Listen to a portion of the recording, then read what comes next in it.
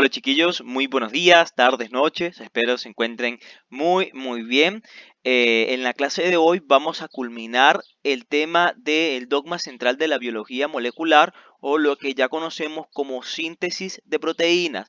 ¿Sí? En una clase pasada conversamos sobre el proceso de la transcripción, que es la primera etapa de la síntesis de proteínas, y hoy vamos a hablar de lo que es la traducción como segunda etapa y los tipos de proteínas presentes en el cuerpo, ¿sí? O en los seres vivos.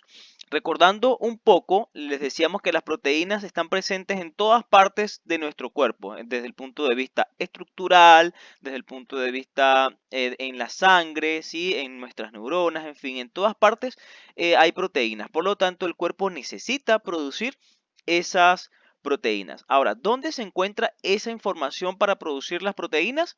En el ADN, ¿sí? En el ADN, en unas estructuras llamadas nucleótidos.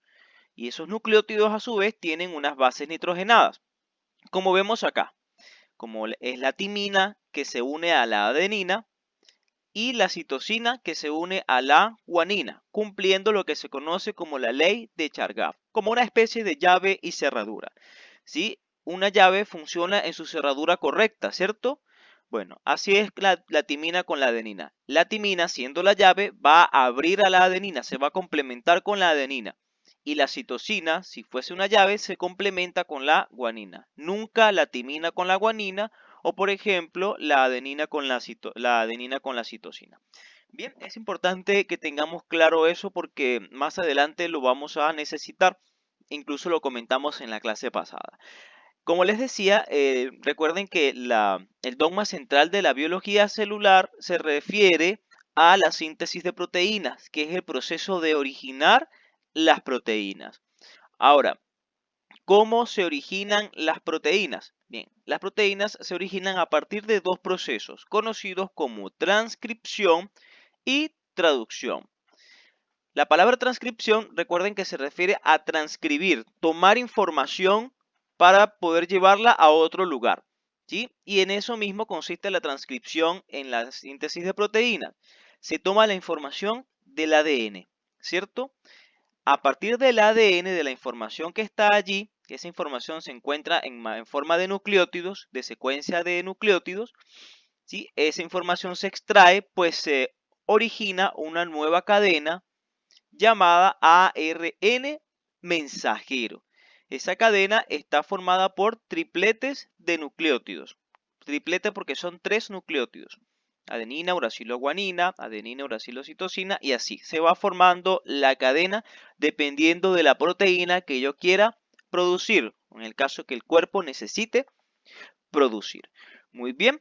Ahora, recuerden que en ese proceso de transcripción se forma una cadena complementaria que se llama ARN mensajero, que es la que vemos aquí, a partir del molde del ADN. Es decir, se utiliza una cadena molde y a partir de ese molde se forma la nueva cadena, que es una copia de la cadena codificante, de la de arriba. Recuerden que como es una ARN, no tiene timina. Entonces, siempre donde esté la T, se va a sustituir por una U. Entonces vemos en este caso timina, adenina, adenina, aquí debería ir timina, como vemos aquí arriba, pero se sustituye por uracilo. Citosina, guanina, timina, adenina, adenina, uracilo, porque recuerden que la timina no existe en el ARN. ¿Sí? Si nos damos cuenta, esta nueva cadenita que se está formando es idéntica a la cadena codificante, a la cadena de arriba, solamente que se sustituyen las timinas por uracilos, pero la secuencia es la misma. Una vez que formamos ese primer transcrito o ese ARN mensajero que está formado por tripletes de nucleótidos llamados codones, ¿sí? Un codón es cada tres nucleótidos, cada tres letras. Hay unos codones que sirven de iniciación o se conocen como secuencia de iniciación y otros que se conocen como secuencia de terminación, ¿ya? De iniciación, tal cual como la palabra lo dice, inicia el proceso de replicación de ese ARN mensajero. Y terminación, que es donde se detiene. Es decir, que hasta ahí se va a copiar la información porque es hasta ahí donde se necesita para producir la proteína que se necesita generar. ¿Ya? Entonces, luego que tenemos ese ARN mensajero, es como si agarráramos el libro, abriéramos el libro, copiáramos textual lo que dice el libro, ese sería nuestro ARN mensajero, esas líneas que copiamos exactamente igual del libro. ¿Ya? Ya cuando tenemos esa información, pasamos a lo que se conoce como el proceso de traducción. Supongamos que la tarea es de inglés y la información que yo saqué del ADN está en inglés y el profesor me pide que la traduzca a castellano, a español, ¿sí? Allí tengo que convertir esas palabras que están en un idioma, convertirlas en otro idioma. Algo así pasa con la síntesis de proteínas. Necesito convertir esas letritas que extraje en el ARN mensajero, ¿sí? Estas letritas que tengo aquí en colores, necesito convertirlas en una cadenita de aminoácidos.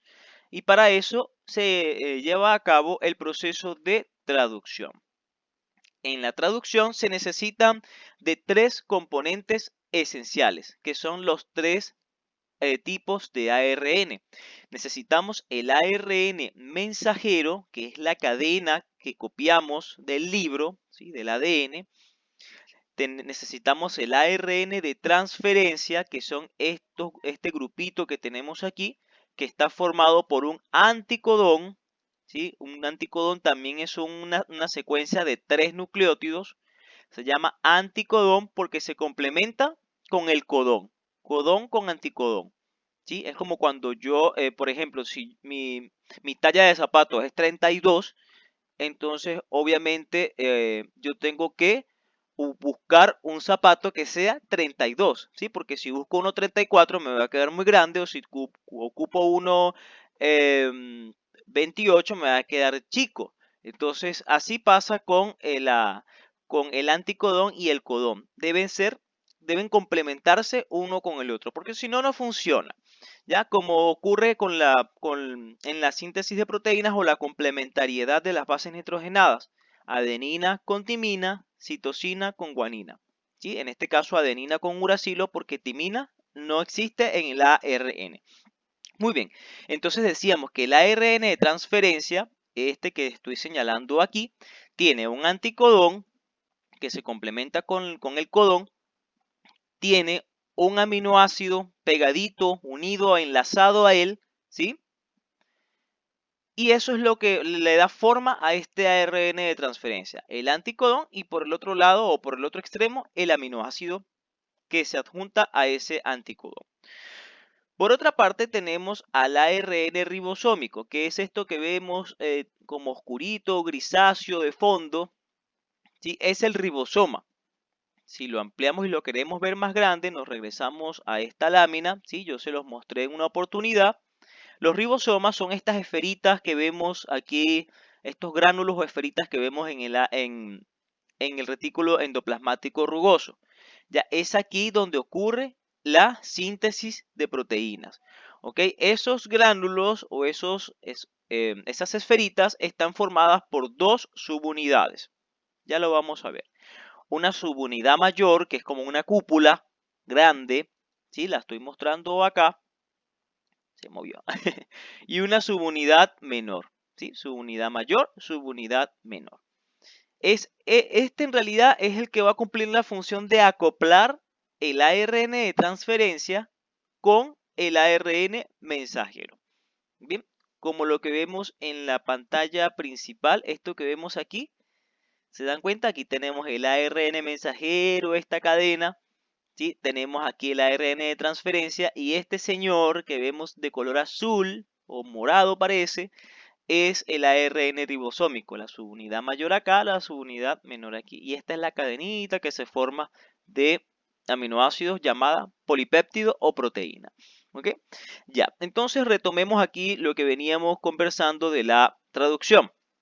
Resulta que, recuerden, tenemos el ARN de transferencia, tenemos el ARN mensajero, que es el mensaje que trajimos del ADN, y tenemos el ARN ribosómico. Muy bien, ¿Cómo consiste o cómo se lleva a cabo el proceso de traducción? Muy sencillo. Lo primero que tiene que ocurrir es que en la subunidad mayor, ¿sí?, se va a anclar el ARN mensajero y a ese ARN mensajero se va a enlazar un ARN de transferencia. Recordemos que el ARN de transferencia se va a anclar justamente en el sitio donde haya correspondencia. ¿Qué quiere decir? Que si aquí hay una guanina, una citosina y un uracilo, justamente en este espacio se va a anclar un ARN de transferencia que corresponda a esta secuencia. Obviamente, si aquí hay guanina, este debe tener citosina. Si aquí hay citosina, este debe tener guanina. Y si aquí hay uracilo, este debe tener adenina. Es decir, unir el codón con su anticodón respectivo. Colocarme el zapatito que a mí me queda. Si yo soy talla 34, me coloco el zapato número 34, ¿cierto? Algo así sucede en este caso. Se complementan el codón, el triplete de nucleótidos que trae la cadena, con el anticodón del ARN de transferencia.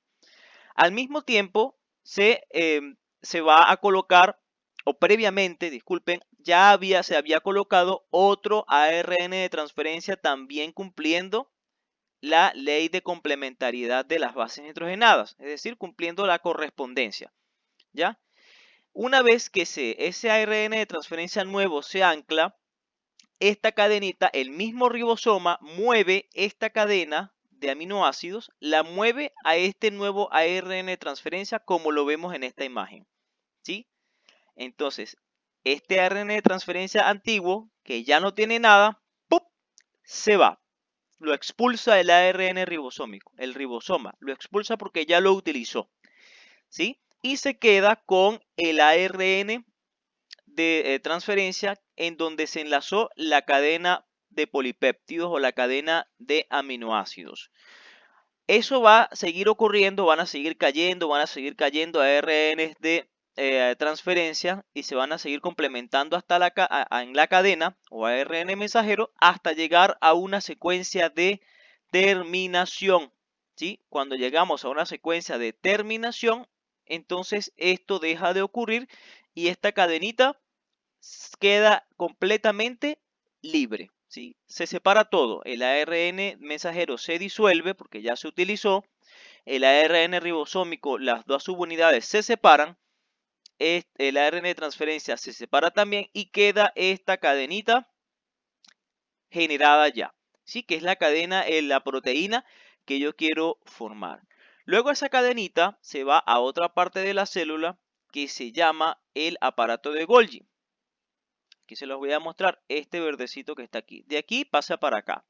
En el aparato de Golgi se le van a colocar accesorios, ¿sí? Es decir, lípidos, grasas o glúcidos o azúcares, de manera tal que sea más fácil desplazarla, ¿sí?, a través del citoplasma, a través de estos saquitos que vemos aquí.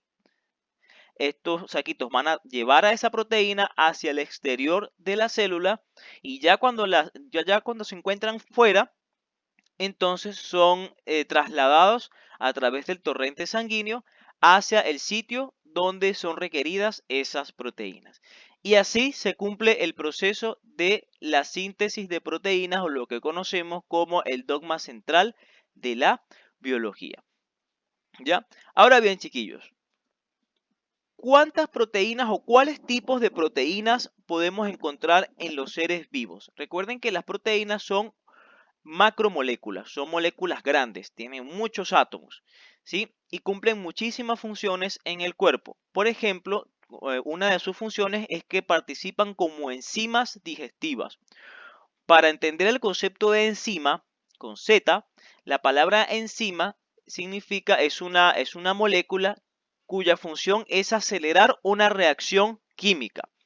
Por ejemplo, las enzimas digestivas como la amilasa, la lipasa y la pepsina, su función es la de degradar los alimentos que nosotros comemos, ¿sí? Estas enzimas se encuentran en el sistema digestivo, tal cual como aquí lo dice, en el estómago más que todo, y su función es la de disolver los alimentos que comemos. eso que masticamos suficiente, ¿verdad? Y tragamos, eso tiene que seguirse disolviendo para que pueda ser absorbido por el cuerpo sus nutrientes. Para que eso ocurra, entonces en nuestro estómago hay enzimas que se encargan de disolver esos, esos alimentos, disolverlos un poco más, hacerlos más pequeños. Hay otras proteínas cuya función es la de transporte, como por ejemplo la hemoglobina. ¿Sí? La hemoglobina es una proteína presente en la sangre y cuya función es la de transportar el oxígeno. La hemoglobina es la que captura el oxígeno proveniente obviamente de los pulmones cuando inhalamos aire, ¿sí? Ese aire, de ese aire se extrae el oxígeno y la hemoglobina de la sangre lo captura y lo lleva a todas partes del cuerpo. Por otra parte, cumplen funciones estructurales porque están presentes como la actina, la tubulina y la queratina para dar estructura al citoesqueleto de algunos animales, ¿sí? O al cuerpo de algunos animales. También funcionan como hormonas. Tal es el caso de la insulina y el glucagón, que coordinan funciones vitales del cuerpo, como por ejemplo el control de azúcar o glucosa o glicemia en la sangre, ¿sí? Azúcar, glucosa, glicemia es lo mismo, ¿ya? Cuando hablamos también de la función defensiva es que hay proteínas que sirven como anticuerpos que protegen al cuerpo de agentes patógenos externos que ocasionan enfermedades. De igual manera, hay algunas proteínas que su función es de contracción. Se encuentran, por ejemplo, en los músculos, como la miocina. La miocina es una proteína y participa en el proceso de contracción muscular. Es decir, para poder mover nuestras extremidades, para poder mover los dedos, todos los músculos de nuestro cuerpo, se necesita de la miocina. Y la miocina es una proteína. ¿Ya? Por otra parte, tenemos que cumple funciones también de almacenamiento, como por ejemplo la albúmina, ¿sí? Presente en la clara del huevo, es un ejemplo de una proteína que cumple la función de almacenar nutrientes, ¿sí? O energía para que el embrión, en este caso, se desarrolle. ¿Ya? Entonces vemos la amplia gama de funciones que tienen las proteínas en nuestro cuerpo y por lo tanto son sumamente importantes. Y vimos lo fantástico que es el proceso de cómo ocurren o cómo se originan las proteínas en nuestro cuerpo, específicamente en el retículo endoplasmático rugoso, que es donde están los ribosomas. Chiquillos, esto ha sido todo por la clase de hoy. De esta manera terminamos lo que tiene que ver con las proteínas y el dogma central de la biología molecular, que es la síntesis de proteínas. Sí, les voy a dejar un formulario del cual ustedes deben responder y esto nos serviría como actividad formativa para esta clase y la clase anterior.